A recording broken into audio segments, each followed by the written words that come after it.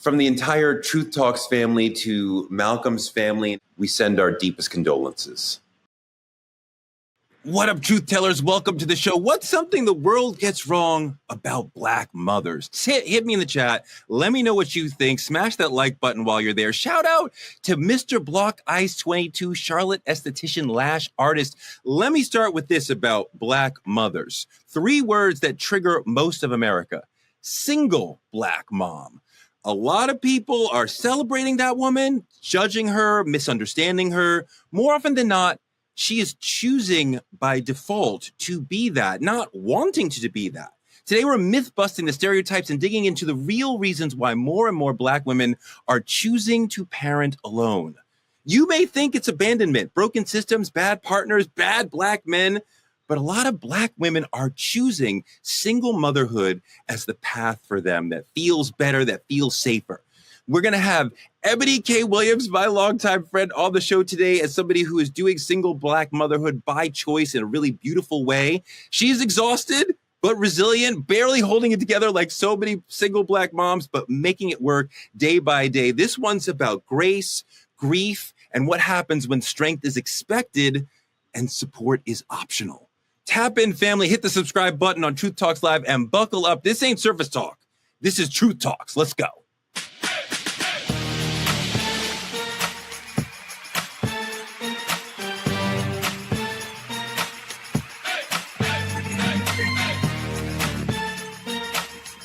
Are y'all ready to roll?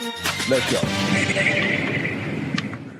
All right, everybody, welcome to Truth Talks. The aforementioned superstar single mother, EBONI K Williams, is here. How are you, my sister?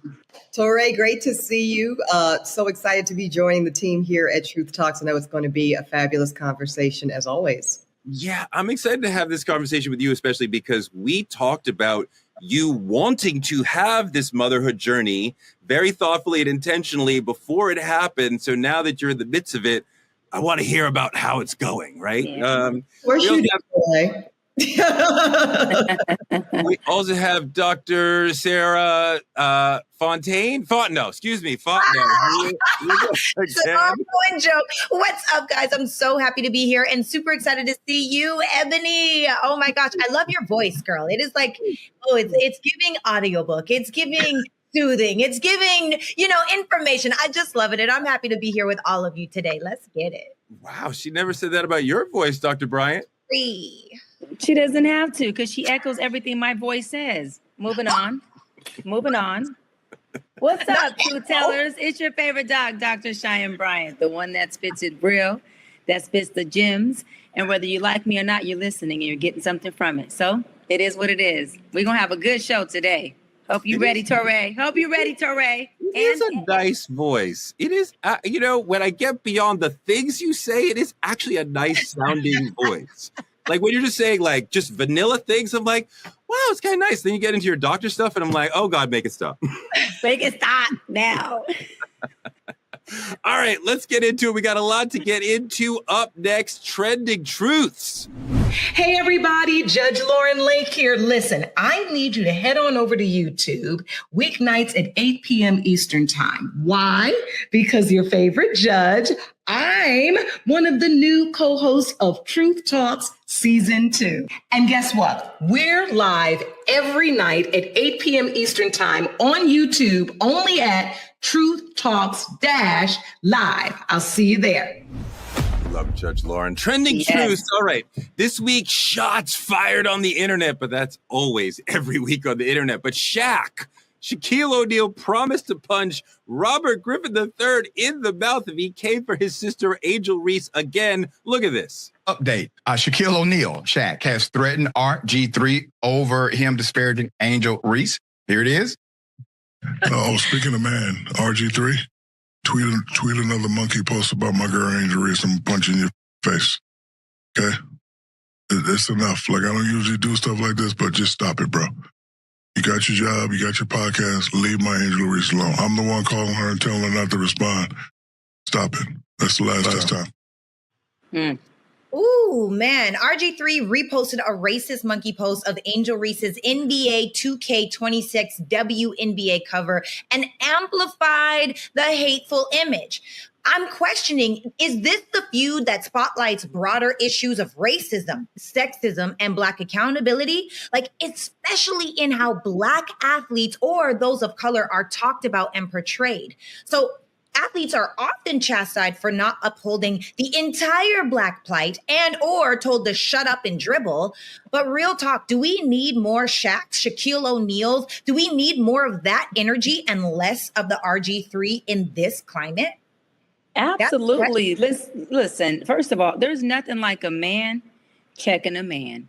And we need more men checking men. Women don't need to sit up here and chastise or go toe to toe with another man when we have brothers like Shaq who can say, hold on, listen, it's one thing to have your opinion about somebody. We are all, it's okay to have that. But when you're talking about being a Black man, and any man of any race, and you're calling another woman who's Black a monkey, it's like, I think Shaq and every man, especially Black man, should have been on his ass. I know Ryan Clark, a good friend of mine, does a good job of keeping RG3's name in his mouth while he's checking his ass, because he's continuously having something to say, and I believe projecting his identity crisis on the Black community, when it's like, bro, listen, you got Stephen A. You got a lot of people who have a strong opinion about what they don't like about a lot of athletes, male or female, and what they do like, but it never gets to the point where you are ridiculing, you are overtly racism towards somebody who you're speaking on. I just think it's terrible. And kudos to my guy,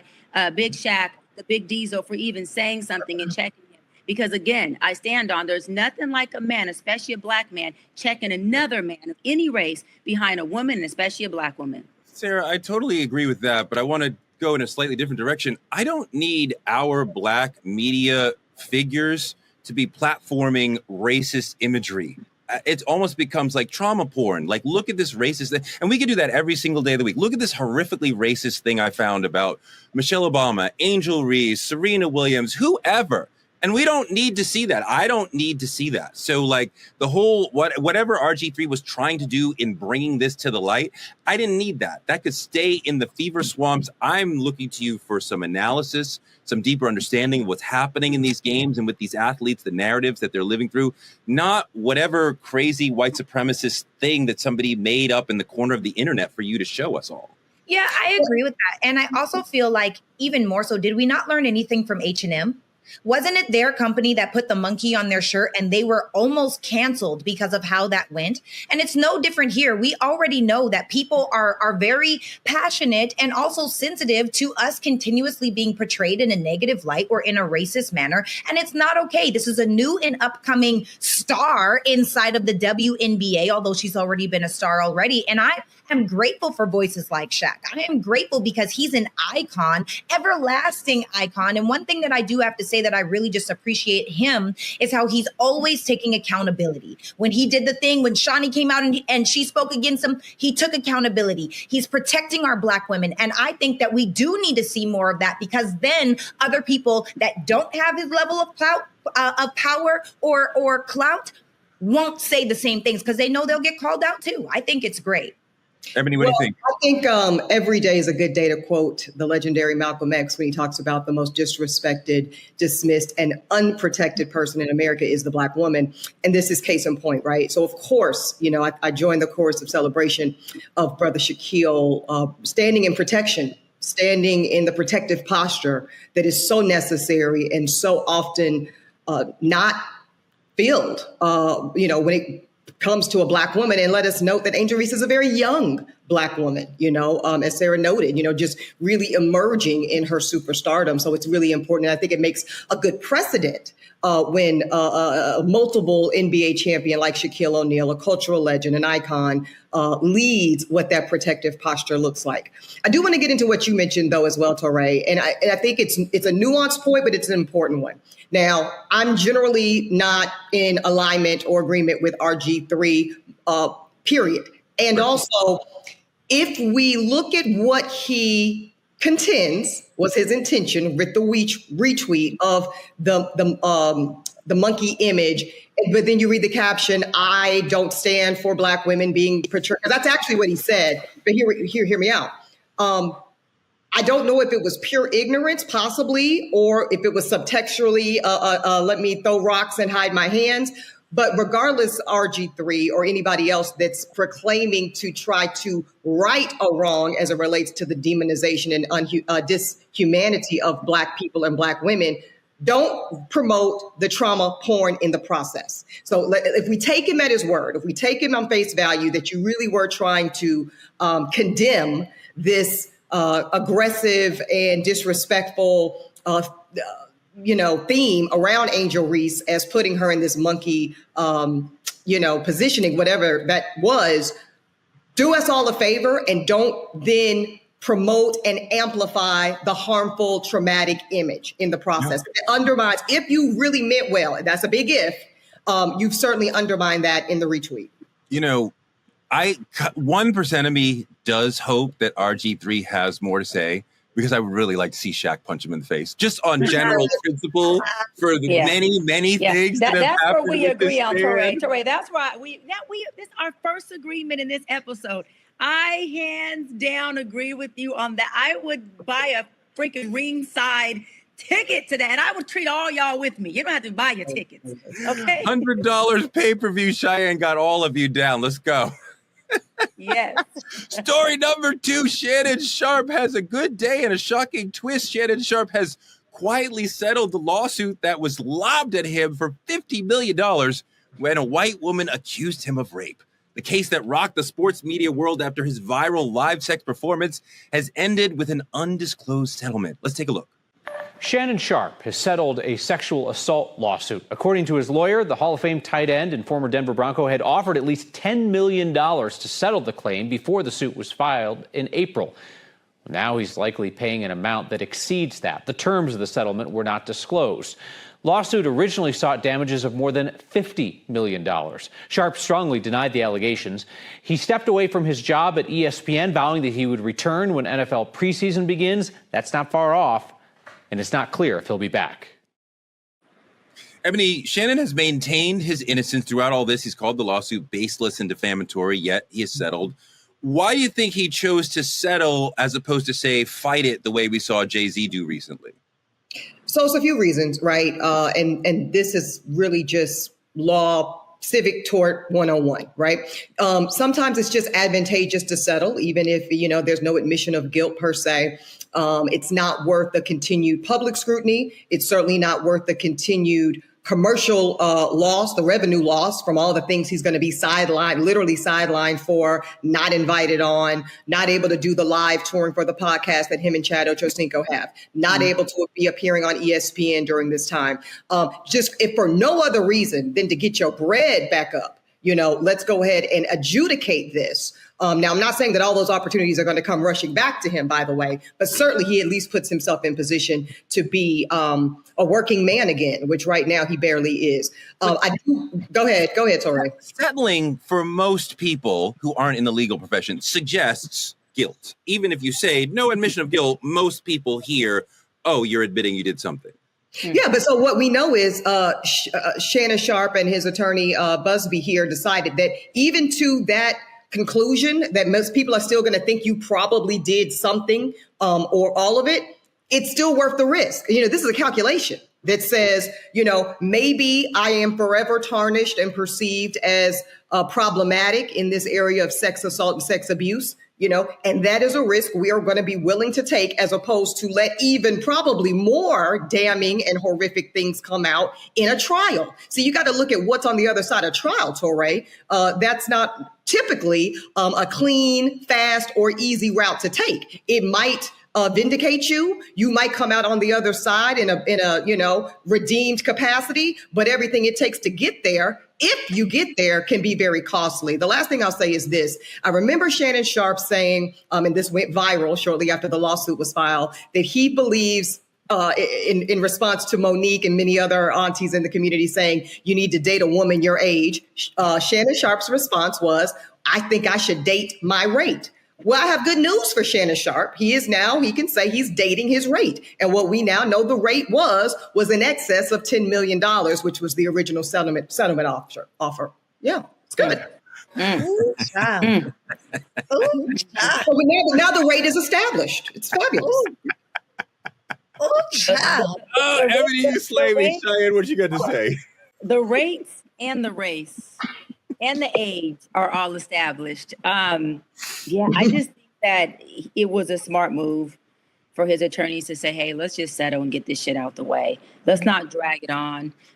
He had that $100 million deal that was sitting on the table, right when this simultaneously came out, and it totally tarnished that deal from what I was told. And so to say, listen, let's cash out, let's put all this shit aside so we can move forward and we can double up on that 50 million. I think it was a smart decision. I also think that the stress that puts on somebody affects them showing up for work, affects how they do, how they show up when they're attempting to be on tour, when they're attempting to work, And so I think that all in all, if you got the money and you feel like, hey, I did do it, but I don't want this to go publicly, or I didn't do it, but I don't want this to drag on. It's affecting me mentally. It's affecting work. It's affecting contracts. And I'm just trying to do my thing.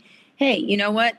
Pay it off and move on. And that's exactly what they did. So, I hope that if Shannon didn't do it, that he's able to redeem and recoup his deals and even bigger deals and move forward, because it did seem like a case where, the young lady totally set this man up, and it happens too often. And if that was the case, I do hope that he does, restore and redeem that plus tenfold of what he had to cash out in this civil case. Yeah, and his image is, go ahead, Sarah.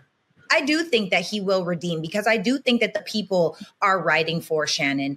And I say that because, even after he went forward and came public and said what he had to say, it seems like it really died down. We were all into it. We were invested for a couple of weeks. And then over these last couple of months, it kind of died down. And now it's coming back up because we're getting a decision out of it.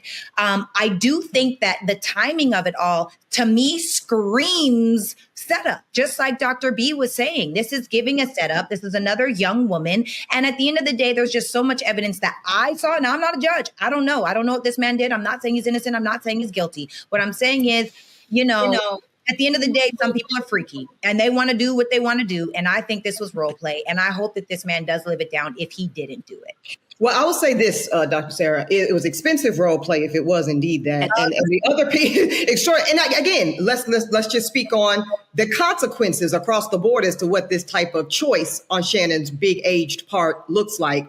And the other piece is this. We just must put all the elements on the table. It did quiet down, Sarah. You're right, because he got overshadowed by a little case called the United States of America v. Sean Combs. Yeah. Freudian slip on the Sean Carter piece. More on that later. But yeah, on Sean Combs. And I think he is benefiting from the news cycle. That's all. A little bit, but the image has been tainted, and we're going to see how Shannon can revive from that. Moving on. This has been an absolutely wild week in politics. The Epstein list is up next in politicking. What's up, True Fam? It's your girl, Cheyenne. And yes, season 2 of True Talks is here, and we are turning up even higher. Yo, it's your man, Torre, the newest co-host on the set, and I'm bringing heart, heat, and hard truth every night. And we are keeping it all the way fire. Ain't no filters, ain't no fluff, just straight facts. Y'all know how we do. So stop scrolling and pull up to our YouTube at Truth Talks-Live. Like, subscribe, and smash that bell. And after you do that, join us, because we go live weeknights at 8 p.m. Eastern on all the coasts. Wherever you are, from culture to controversy, we say what everyone else is scared to say. We talk truth. Season 2 of Truth Talks. Let's go. Because this time, we ain't asking. We're taking the mic. As Ebony said, everyone's been locked in on the Diddy case lately. Meanwhile, the FBI and Congress are out here defiantly sweeping the whole Jeffrey Epstein file situation under the rug. Files that allegedly linked Trump to underage girls. They want to say nothing to see here. Just move on. There actually was no list. What were you talking about? Stephen A. Smith got all in the mess. Let's take a look at what he had to say. With all of these things that's going on, that the left didn't want to happen, that you on the right said you wanted to happen, with the borders being closed, supposedly that being handled, with migrants being escorted out of this country in droves, according to you, and what you wanted, you're in an uproar off the Epstein list. That's all you've got? It's really, really surprising that this matters. Of course, I think there's a list, but I don't know. I suspect, but I have no knowledge, nor do I care. It's Friday night. I'm getting ready to go out and enjoy myself. I'm getting ready to have a nice weekend. I could give a damn about the client list, the Epstein client list. It has no effect on me whatsoever. I have a life. I don't understand for the life of me why this matters so much to these. I'm talking about people losing it. They're crying on camera. They're talking about resignations. They're pissed off about everything. I'm like, really? Ooh, okay. So we all know that Trump is on that list. We know it. But here's the question. And I have this on twofold, right? Because I'm Canadian, and where I'm from, legal age of consent is, in fact, 14 years old. Okay, that is legal age of consent. Now, in different states, it is much older than that. So in America, if Trump were to be exposed as a pedophile, is that finally the line that the cult draws? Or are they going to ride for him like nothing even happened? Do we take age into effect? Do we take all of these things into effect? And now that it's swept under the rug, what happens? Sarah, here's part of the problem for Trump, and what Stephen A. said was really disgusting, and his entire attempt to foray into politics gets more and more embarrassing every time. He's always here to protect the powerful. It's ridiculous. But the problem here for Trump is that he kept telling his people, this is an example of corruption in government. Here's a globalist pedophile. I will do the right thing and out him and prove that I am the moral one who's working for you and doing the right thing and not falling for being part of government, not falling for being part of the scam of government protecting the powerful globalists who are actually pedophiles. And then he gets into office, and now it's like this bait and switch. He pulls away the football like Lucy, and he's like, oh, actually, there were no files. You said that there were. You were mad at Biden for not releasing them, and now we're here. So the MAGA feels lied to. And a lot of the ways that the left gets mad at MAGA for continuing to support him, they're like, that's what he said. He said he was going to be mean to immigrants. He said he was going to do this. He said, this is something he did not say. He said he was going to do the opposite. So now they feel lied to. Now they feel betrayed. And you're starting to see, yes, a crack in the MAGA constituency. It doesn't need to be 50% of MAGAs leaving. If you've just got a 15 to 20% sliver that was like, oh, well, I thought this was one of the main things we were going to do. And then they're like, I'm not interested in this anymore. This doesn't have the same honesty. Then you see a crack in the MAGA constituency. I mean, I would agree. What do you think, Ebony? How do you feel about this whole Trump being now pulling it back? You know, is he really flipping the script on MAGA? Is this really that important? Like, where do you lie on this topic? I think Tura makes a good point about how slim the margin can be to make a long-term political difference. But the reality is Trump won't run again. So I don't know that it matters as much in that way. We'll come back, Tura. Okay, ooh. We see. Noted. Okay. But I will say, a little lesser known tea. No, to answer your question directly, Sarah, I don't think it will make a significant difference in the way his general cult of personality following will support and ride for him. Here is why.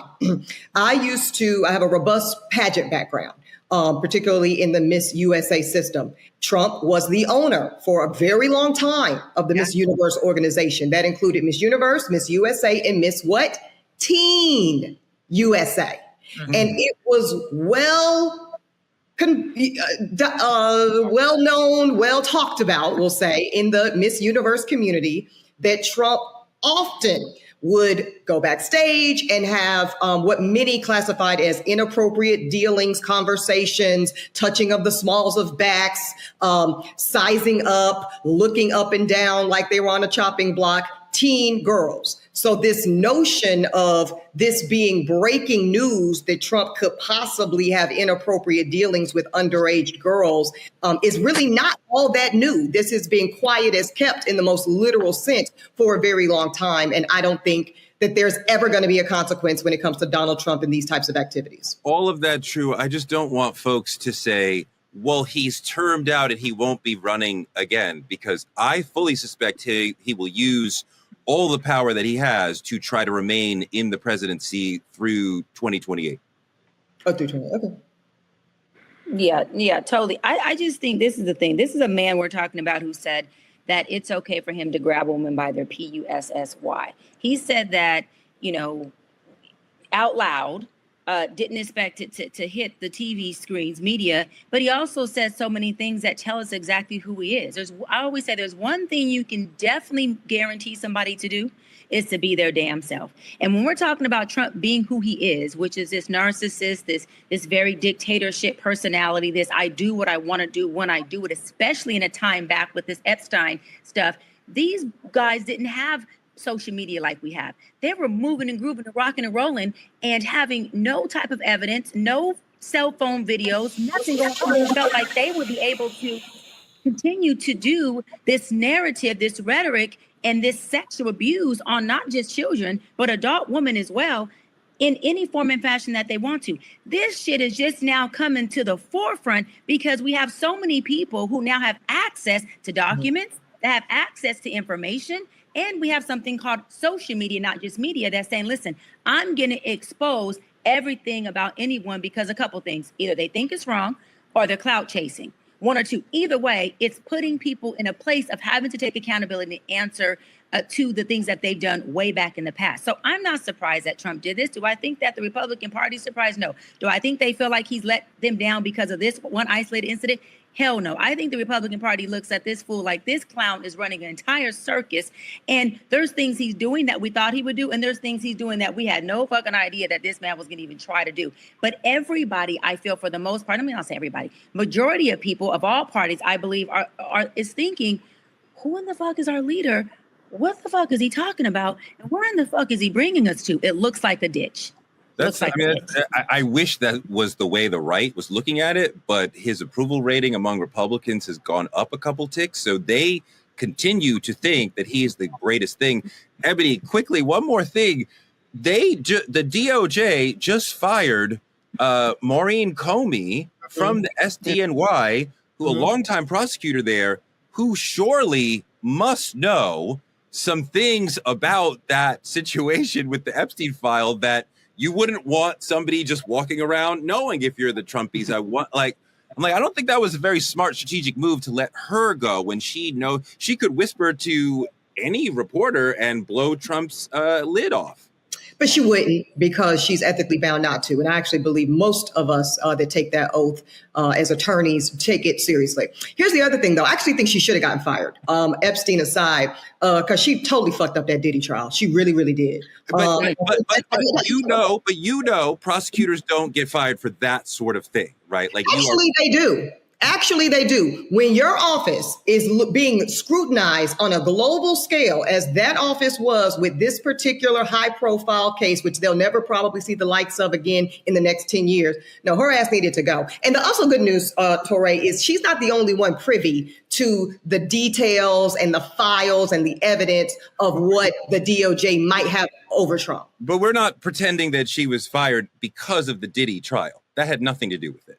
I do think it did. Why would you say it had nothing to do with it? No, this is about Jim Comey. This has nothing to do with the deal. No, but why would you say it has nothing to do with it? Because generally prosecutors are not fired for that sort of reason. And yes, they are. Where do you get that from? I've absolutely who's like, it's not appropriate.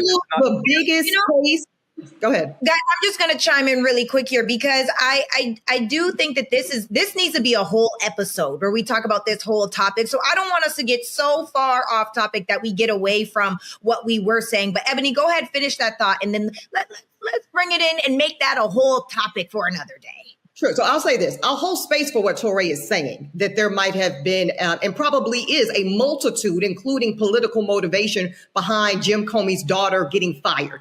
And also, I'm personally not going to sit up here because I've seen it with my own two eyes. Prosecutors at the state and federal level get the pink slip because you fucked up the biggest case that this office has seen.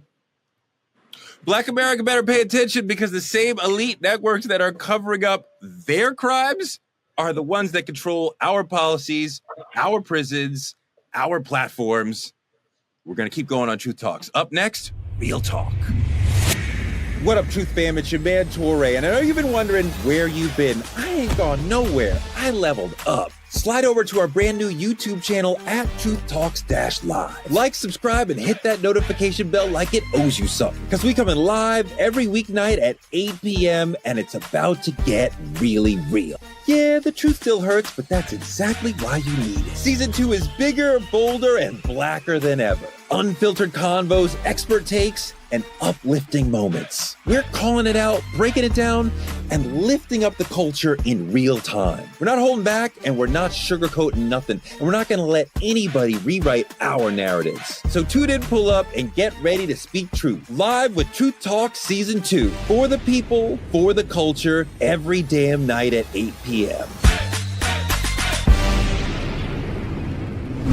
Let's get into the main topic on Real Talk. She works 2 jobs, cooks the meals, wipes the tears, drives to sports events, and still gets told that's not enough. We call her a strong Black mother, but keep it a buck. A mother is a teacher, a nurse, a counselor, a chef, a maid, a chauffeur, a referee, a best friend, all in one. It's a lot. You are everything for that child. So tonight, let's ask the uncomfortable questions, the real questions. Are we truly honoring single Black mothers or just using her strength to ignore her pain? And has the image of the strong Black mother unintentionally sidelined Black fathers? This 2-part roundtable is going to go deep into the roles, rifts, and realities of Black family dynamics today, from parenting to pride to presence. Up first, the role of the single Black mom. Tomorrow, we're going to check in with the single Black father. Let's take a look at what the sister had to say. I don't think that any of us have a child or get pregnant with the intent of, oh, I want to wake up and be a single mom. I don't think that many people went into their situations or their journeys like that. And so however you got into this position that you're in right now as being a single mom, I want you to just take a step back, be very kind to yourself, and to forgive yourself. I think oftentimes we can't parent how we want to because we're full of shame and we're full of guilt. And so sometimes it's like, oh man, I wanted to raise my kids in a 2-parent household, or I messed up, or you're just feeling like you failed. And so for anyone who feels like they have failed today, I just want to affirm you and say you did not fail. Beautiful. Yeah. So Ebony, question to you, sis. I know that you chose to be a single mama, right? Yes. Are there any regrets to not being a mother, but to being the single mama that you chose to come into? Let me say this, Cheyenne. For me, heavy on for me. Yeah.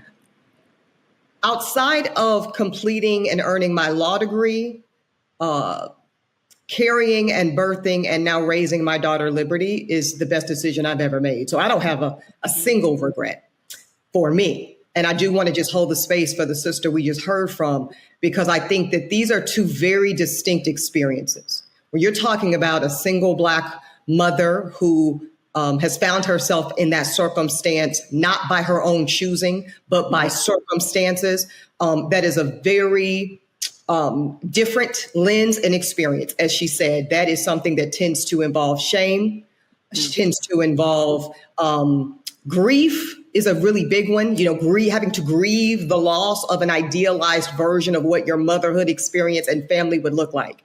That is almost polar opposite, y'all, from what the single moms by choice experience is and looks like. It is rooted in consciousness. It is rooted in intention and design to go about your motherhood and parenting journey in the solo capacity. And there's a litany of reasons why one would choose to do this, but I just want to hold the space and honor the experience of single Black women that find themselves as solo moms, single moms, due to circumstance and not choice. And I think it's very important as we have this conversation now that we do not conflate the 2. Because those are 2 very different lenses. Absolutely. Yeah, and I want to say, hold on, Touré, hold on one second. I want to say this, Ebony, because when I heard your story on an interview you did, it might have been a year ago, right before either you got pregnant or chose to, but you were talking about your journey. And then I heard, whoa, she did choose to do it on her own. I was extremely inspired.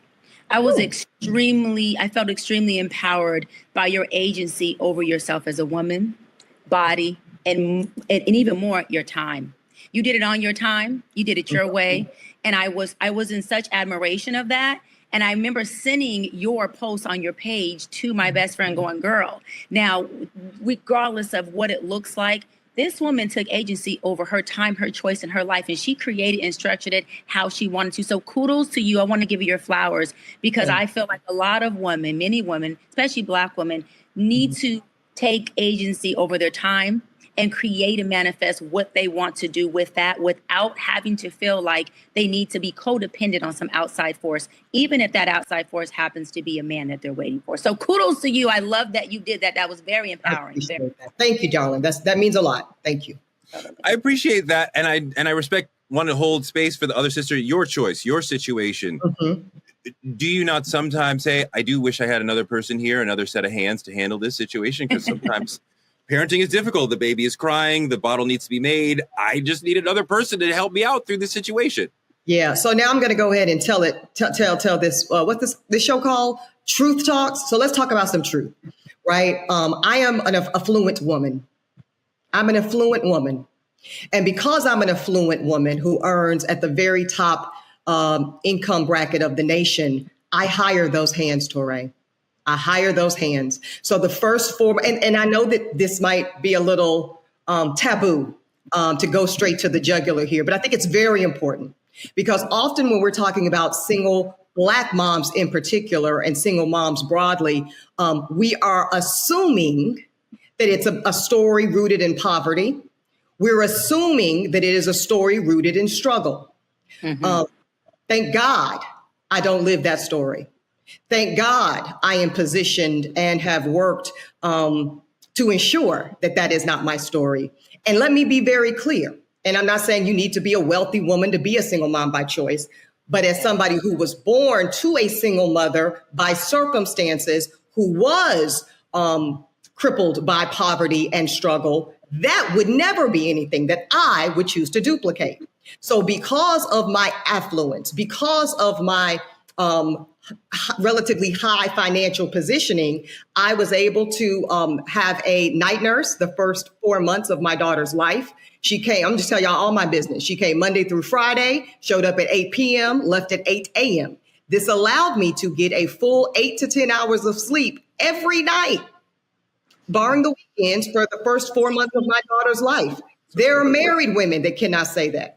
There are other single women that cannot say that. So that's what I did. I have right now, my daughter is in a bilingual French and English speaking preschool during the day.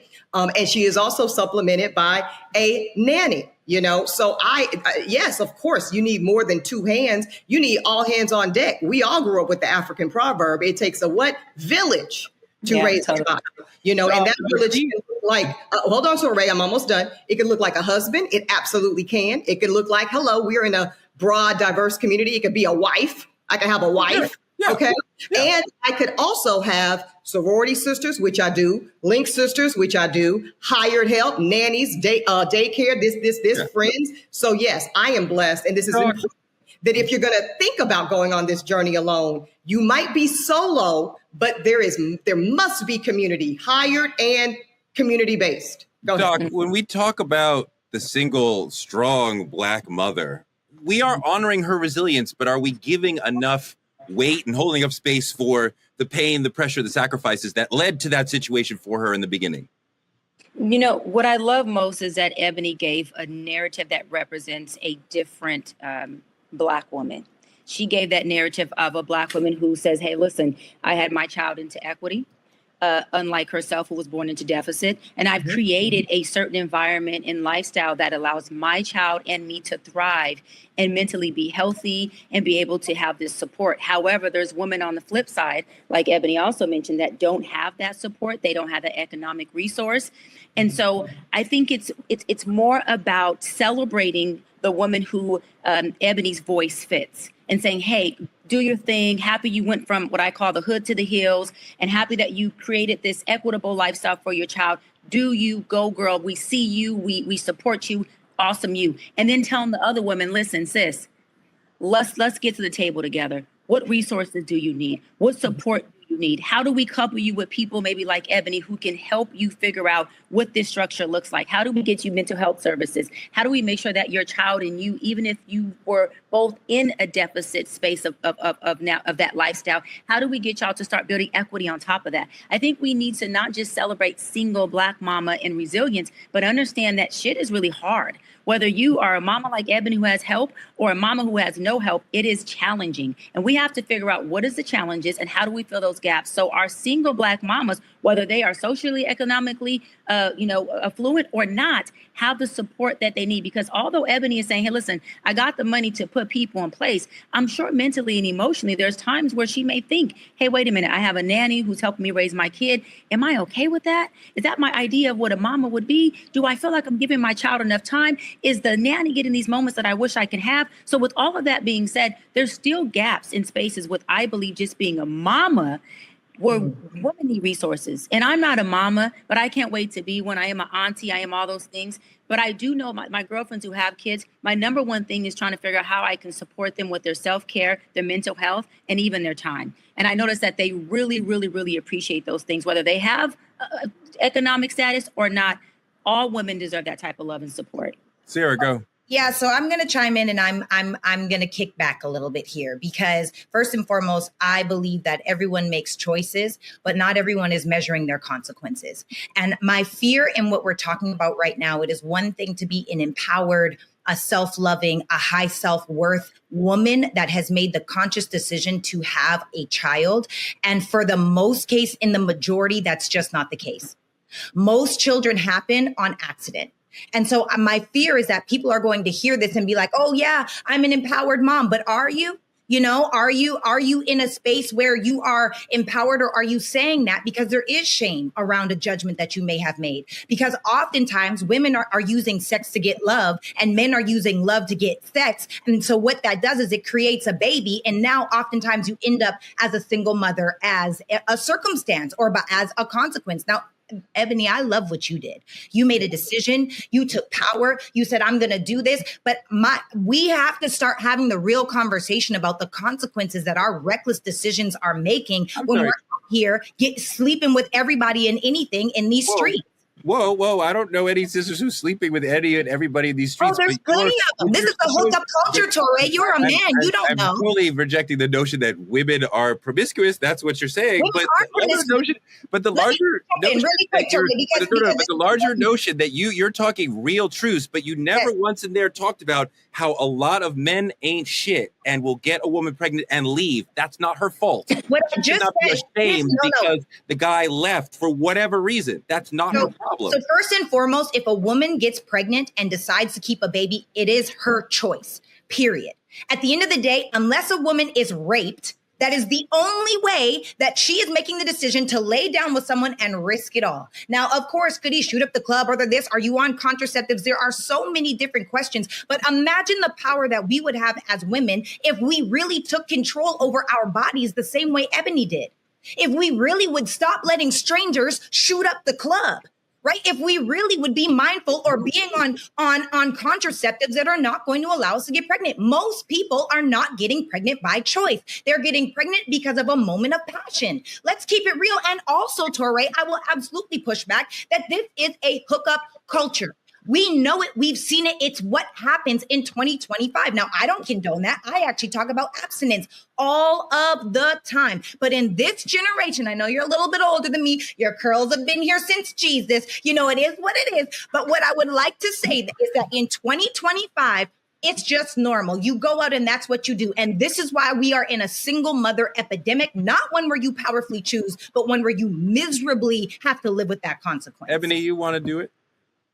Yeah, let me say this. I actually agree with this point that I hear Sarah making. I do want all women, and this is why I'm so public in my story. I don't for one second suffer from the delusion that this is what I have done and the way I have done it needs to be the new world order, right? This is now how every Black woman needs to go about creating her family. This is not the eradication of the need and very real power of Black men and Black fathers. It ain't none of that.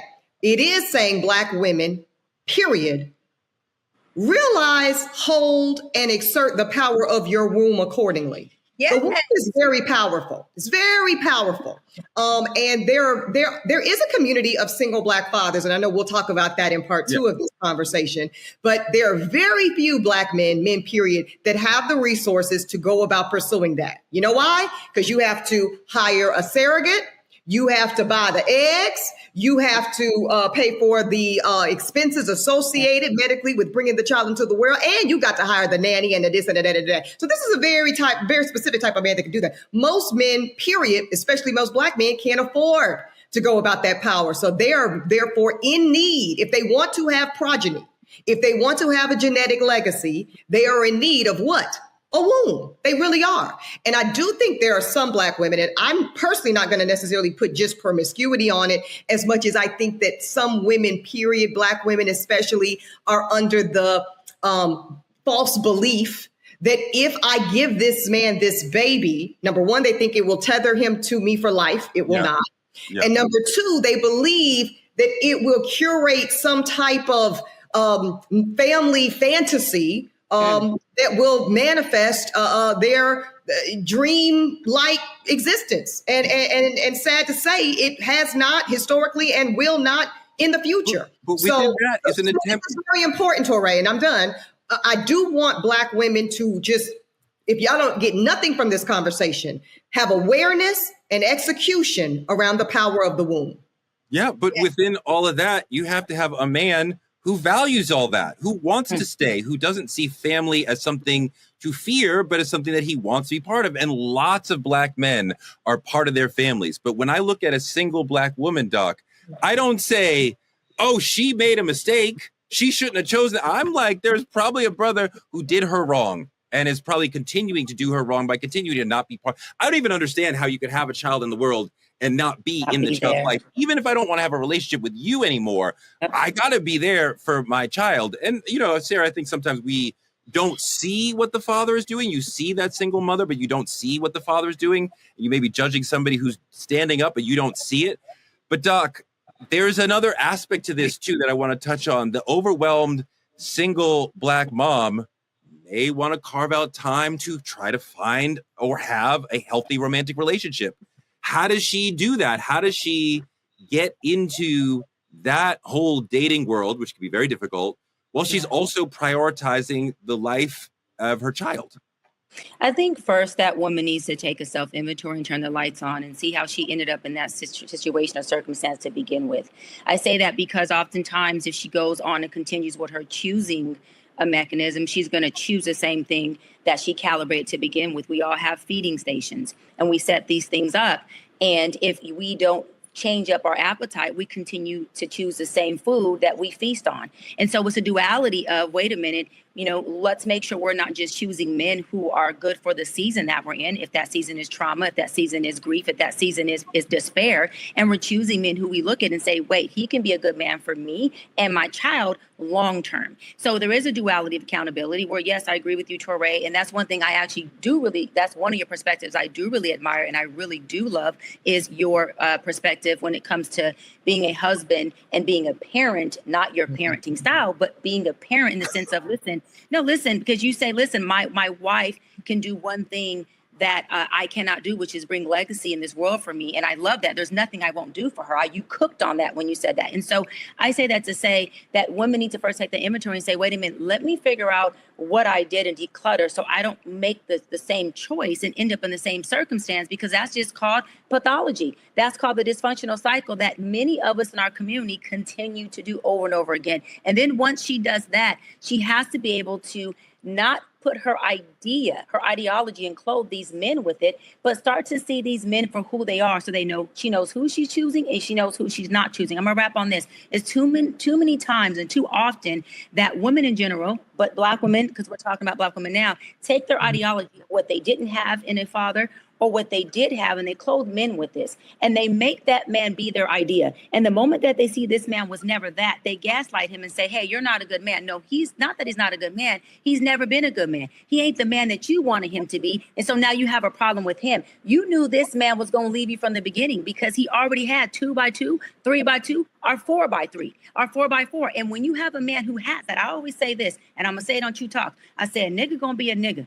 And a man gonna be a man. And if you choose a nigga and you think because you are who you are is gonna change him, that's arrogant, that's disbelief, and that is delusional. And you gotta change the way you think. Wait a minute, we don't change a man, we don't keep a man, and we don't make him and give him anything he doesn't have. We water it.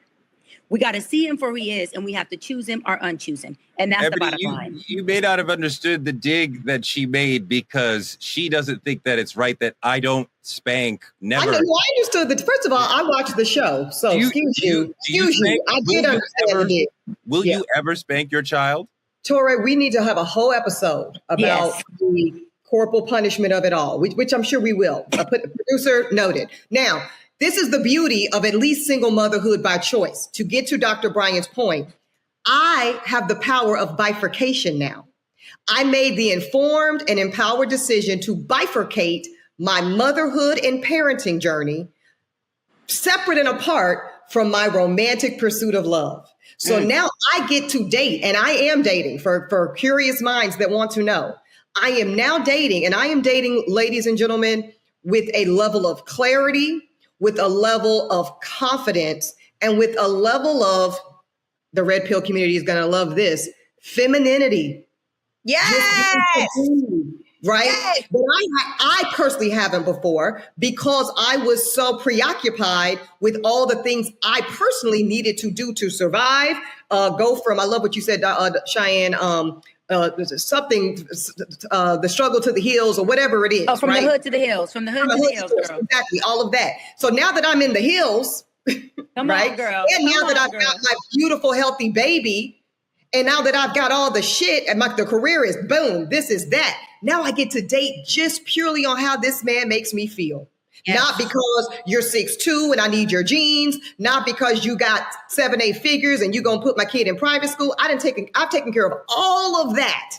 And I have now bifurcated my ability to choose a man solely on the basis of my romantic feelings for him. And this feels very good for me. There's a lot of discussion around how women can't raise a boy to be a man. Are single black mothers trying to raise sons to be strong men, or somehow weakening them by shielding them or not having enough masculinity in the home? Let's look at this video first.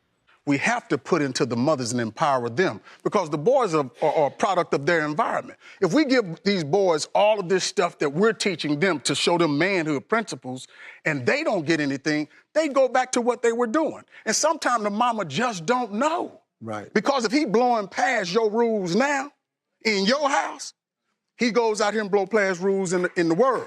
Yeah. I agree. I could not agree more. I think that so many, and I say this all the time, I have been saying this for forever. A lot of single mothers that are operating inside of survival, not thrive, but to survive, a lot of single mothers are raising women in their sons. Why? Because a woman cannot teach a man how to be a man. I don't know the nuances of how to be a man. I don't really know what kind of essence it is to be a man. All I can do is teach from my own perspective and experience. And inside of that, oftentimes what we as Black women do is we coddle our sons and we harden our daughters because we're teaching our daughters how to go out there and be more masculine. And by nature, because we're coddling our sons, we're making them more feminine. And so I just really and strongly feel like it is so important to have men and women in the household, which brings me to you, Ebony. I do want to ask you this question because you're talking about dating. You're talking about getting into the field of things. Let's talk about co-parenting. Right? Child support is always a divisive conversation, no matter what your socioeconomic status is. Mm-hmm. Let's check out this video, and then I really want to hear what you have to say about it. It hasn't been easy, but it's been a blessing to understand and educate myself on her illness so I can make it as smoothly and as smoothly as I can for her and for my mental health. And so in that video, I was just talking about the struggles of just the day-to-day, not really having help from their, how should I say this? From the other half. I feel like there's a misconception with the custodial parent, which is the one who has a child all the time, and the non-custodial parent. Like the non-custodial parent think if they're just giving child support, that's all they should be doing. Boo-boo, no, that's not it. It is, to me, it's so much easier just like, oh, here's a few $100s every month. It is much harder for someone to be dealing with but raising a child every single day through all their different stages of development. It's hard. And I think people need to stop having this theory that, oh, because I support financially financially is very loosely, that I'm doing my part. And it's not.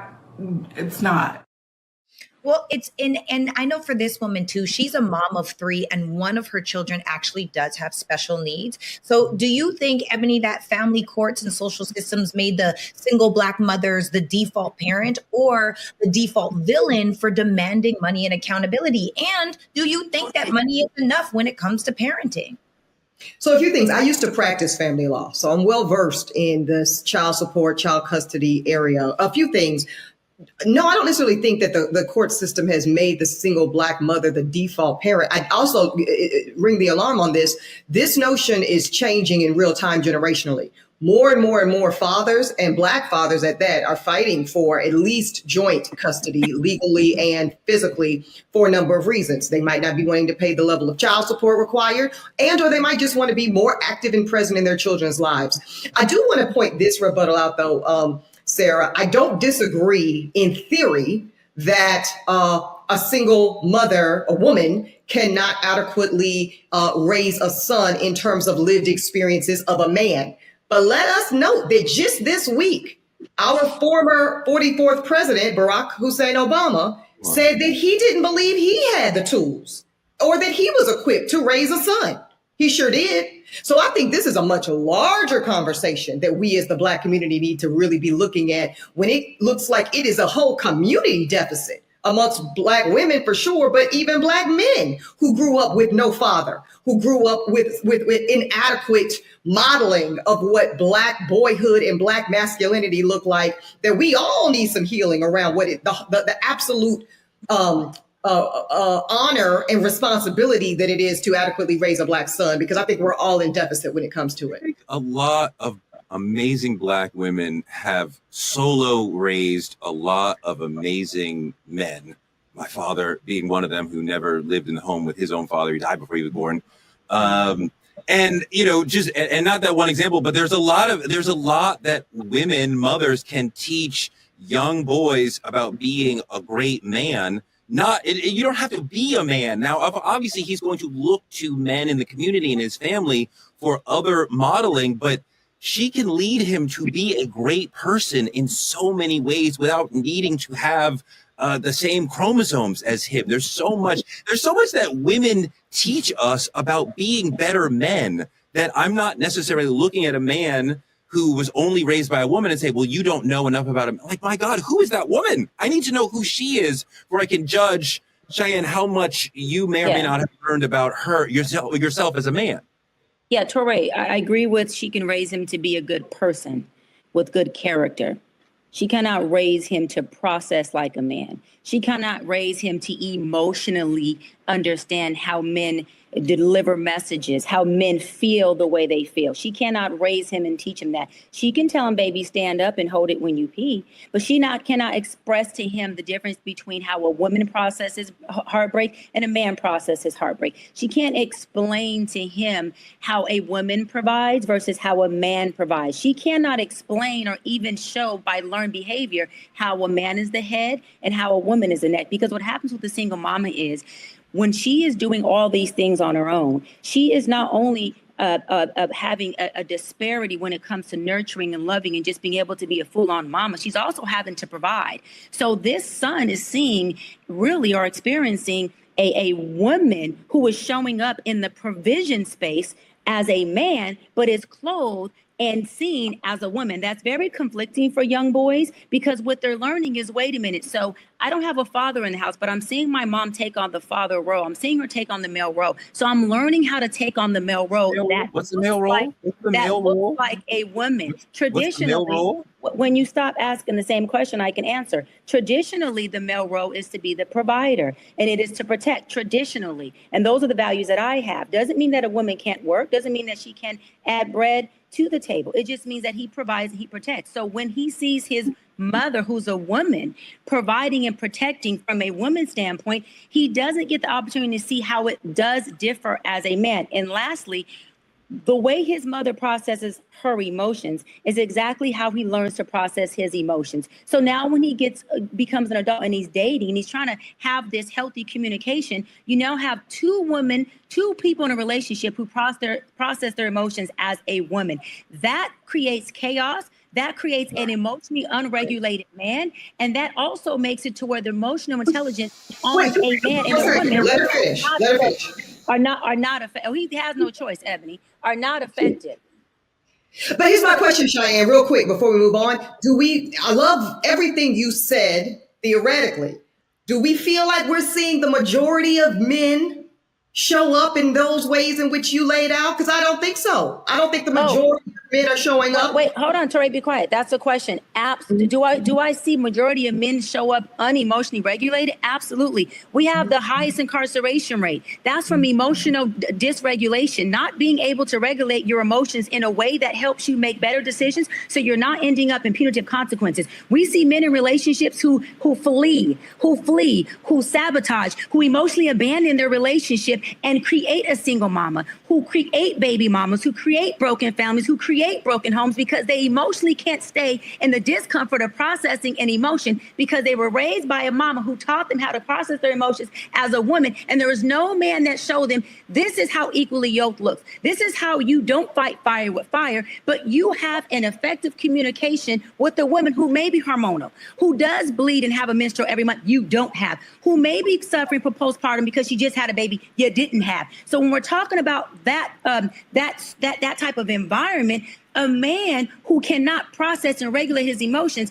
is adding more chaos and not peace. It's adding more brokenness. But also factually, I don't know where Tori, hold on. Because I hear that, but then we can look at the big example of Cam Newton, who wasn't in some broken single mom shit, who was in The Preacher Man and his wife. And should have been taught all of these wonderful things of regulation and leadership and protection and honoring and commitment, and shows up in none of it. So I just don't know that any one of these models is a real. No, that's perfect. Toray, hold on. This is not, you have no dog in this fight. Okay. No, I have a dog in this fight because you're talking about men, and you're talking about men as if we are emotionally intelligent. We are not. Whether or not we were raised with a mother or not, we are not emotionally intelligent at all. So I don't even know what you're talking about. So to your point, right? Cam Newton, great example. That is a man who did the total opposite of his father, which means there's parental issues. That shows daddy issues. That shows that whatever he's seen in the household that his father did do is something that he felt was not resolveful. It's something he felt wasn't something he wanted to embody. So what he did was went far fetched and did something totally opposite and created broken homes and broken families. I always say this, Ebony, just because a parent is present doesn't mean they don't present trauma in that child. And people always think, right, that, oh, mommy issues or daddy issues means the person wasn't around. No, it means the person could have been around, but they didn't have the proper tools because, like Toray said about his late father, didn't have a father in the home. I'm not saying you didn't have the tools, Toray, but when you don't have the father in the home, generational pathologies ago, sometimes you carry on those tools even when you're present in the household. This is why, and I'll wrap on this, I say therapy, coaching, and seeking wise counsel should be a lifestyle. It should not be a interventive measure. It should be a lifestyle where people say, let's have think tanks. Let's go to therapy. Let's get the proper tools. Let's read books. Let's commune with each other, Ebony, and talk about how we can parent. Because if we don't, we have men who are doing just what they're doing today. They're unemotionally regulated. They cannot sustain a family. They cannot sustain themselves. And they can't sit their ass in discomfort because they never were taught that it is healthy to feel emotions, but it is not healthy to get into your feelings because feelings cause problems. Emotions don't. The dysregulation. Okay, fine. There are almost no emotionally intelligent men.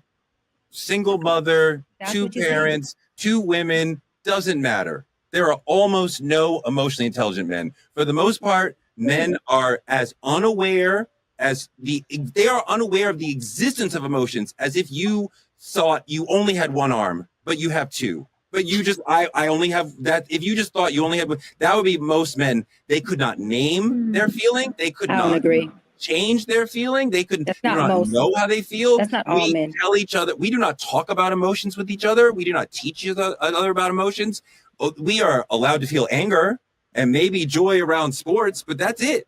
And when I go to my friends and say I have an emotional problem, generally, especially black men, it's like the vibe is kind of like, buck up, be tough, just handle it. Yeah, No, Touré, that's your that's narrative. not how we are.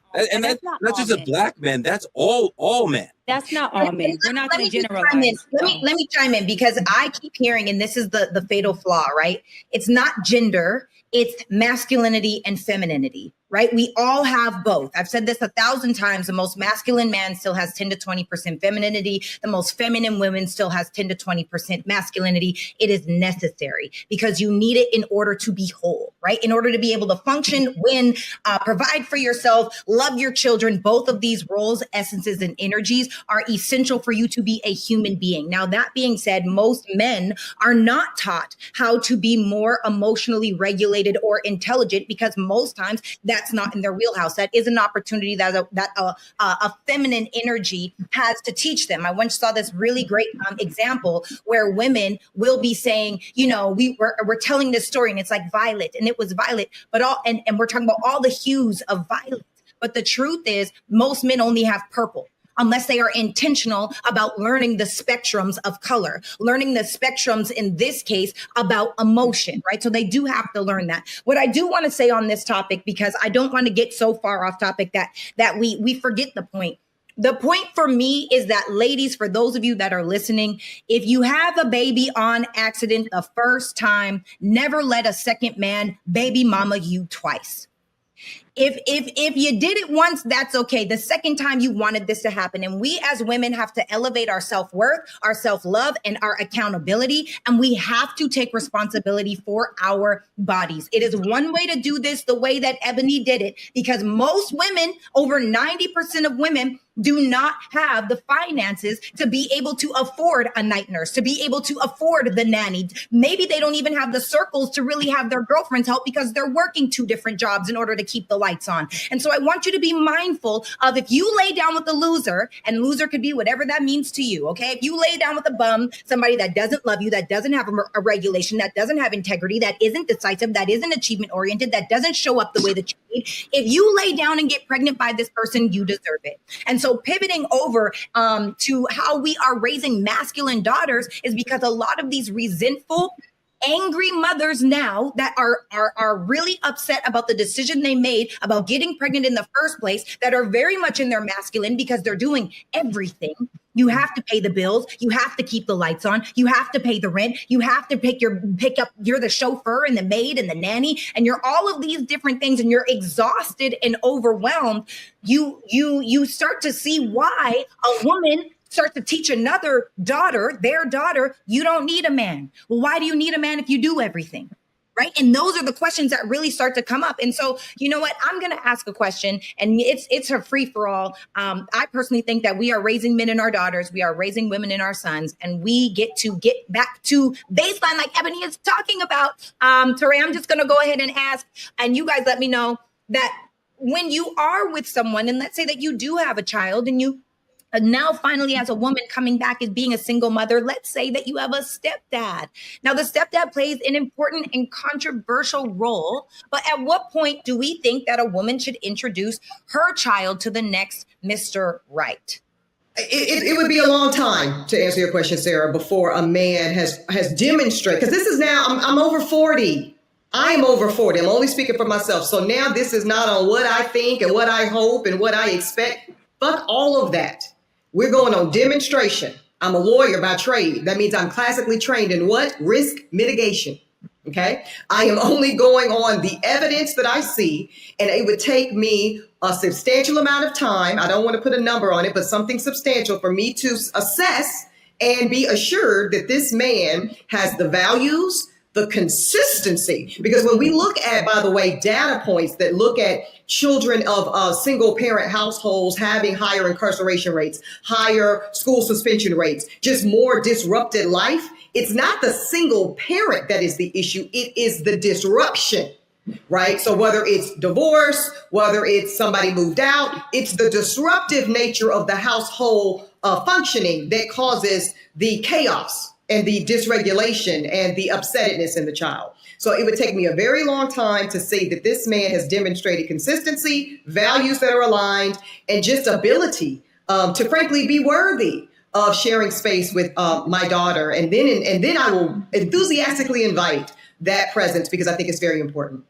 I think that's really great. And Dr. B, I've heard you talking on different platforms saying that you are excited about bringing a baby in your 42nd year, which is this year. So I know that you are excited about bringing a baby and not being married, which means you're single because we're not married, right? Yeah, totally. What can you tell men on how to show up for single moms in a dating scenario? Well, first of all, I think that a man also is allowed to have the preference of not wanting to date a woman with kids. I don't think that makes him a bad man. I think that he may not want to show up for any children outside of which are his own. But if he decides he wants to, I don't think that's something that we here or any expert can tell a man what to do. I think that's a conversation that he has with that woman and says, hey, as a mother and as a woman, what is it that you need? Right? From me as a stepfather, what capacity are you comfortable with me being involved with your daughter or your son? What does that look like? What is the process? How slow or how fast would you like me to move? What do you feel? What kind of asset could I be to you first as the mama and to the child? You the type of mom that wants me to just kind of sit and be present and have that moral support, or do you want me to be hands-on? Because I feel like when it comes to someone's child, it's a very sensitive topic. And when you're talking about women who have little girls and they're bringing in a man, that is definitely a conversation that man needs to have that says, how hands-on would you like me to be, right? What does that look like for you? And, what is your pacing when it comes to me and your daughter? What does me investing in her look like? Because I want to make sure I'm doing it in a way that you receive it. I always say ego is me giving you what I want you to have. But love is me asking, how can I serve you? And those two people are different. And I think that saying, how can I serve you and how can I serve your child, for me, at least, if I was a mama, would be the ultimate love language for me. How do you serve us? And lastly, I'll end on this. I would say, men, make sure that you are coupling them. Not the mom and the child are not separate. That woman and those kids or that child come as one. What do y'all need from me? Have y'all ate? Do you want to take a family vacation? I think coupling it and making sure you understand that you're not just marrying that woman, you are marrying her children. You're marrying everything that comes with her. So if you can't choose all of it, then don't choose her. But if you can, then show up and be a family. Because I'll end on this. Folks who are single mamas or single papas, they're not doomed. You can still go create a beautiful family because Ebony, or I think one of y'all might have been you, Sarah, touched on it, that, a broken family can be much more impaired than a broken home. And so it's like if you have a home, right, where a broken home just means you have one parent in the home. Okay. But a broken family means everybody in that house. And if everybody's in the house and there's more impairment in that house, then a broken family is causing way more impairment than if you just were to leave the home and co-parent in a healthy way and just create a broken home. So, yeah. That's my sense. And I do have an intact home. That's just for me and mine. It's just full. It's just me and her. We good.